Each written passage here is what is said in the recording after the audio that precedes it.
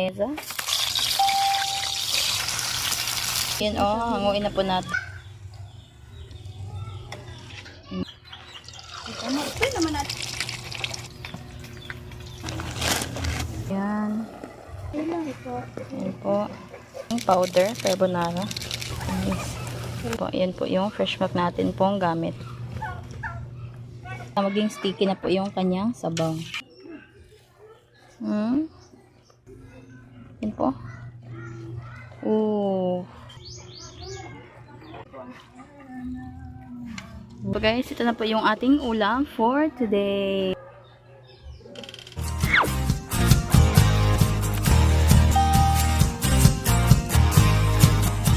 Ayan, ito na po yung ating mga gagamitin sa ating pagluto ng bulldog carbonara with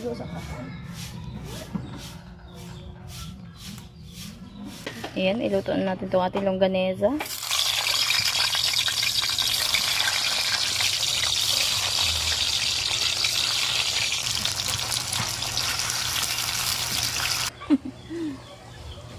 Ayan o, hanguin na po natin. Ito guys. Pasensya na po kayo kung puro ano po tayo dito.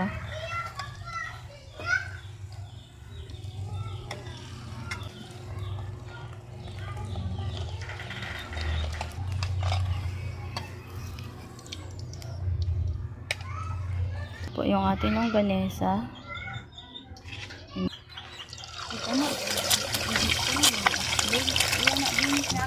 Okay naman natin.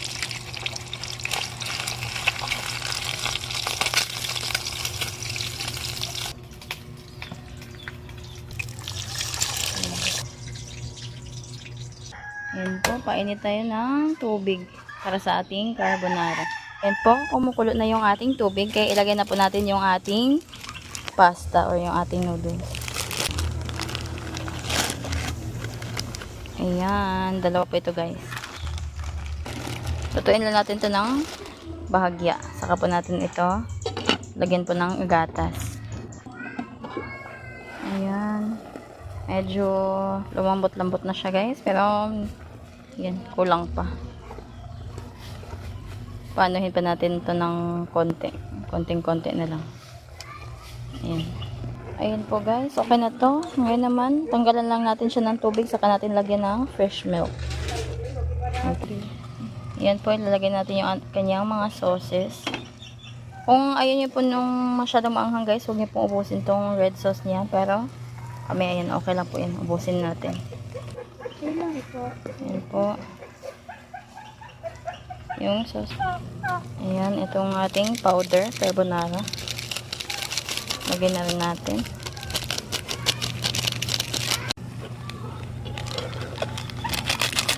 Tapos ay haluin natin to. Guys. Haluin natin.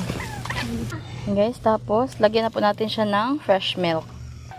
Ayan po yung fresh milk natin pong gamit.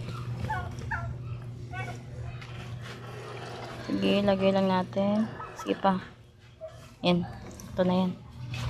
Ayan po, nalagay na po natin yung atin pong fresh milk.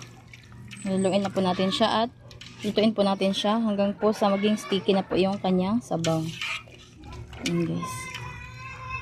Ayan po guys. Oh, medyo nag-sticky na po yung sabaw po ng ating carbonara na. Ayan. Kulang pa siya ng kaunti guys. So,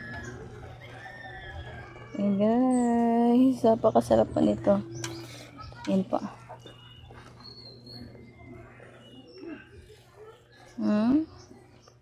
Ayan. Kita niyo po yung sabaw po niya. Oh guys, oh. Sticky na po siya. Ayan. Ayan po. Ooh. Ayan guys, oh. Ayan, napakasarap. Kaya po, patayin na po natin yung apoy at kumain na po tayo. Ayan po, napakasarap. Ayan. Magdala ka nun, nabitay ko.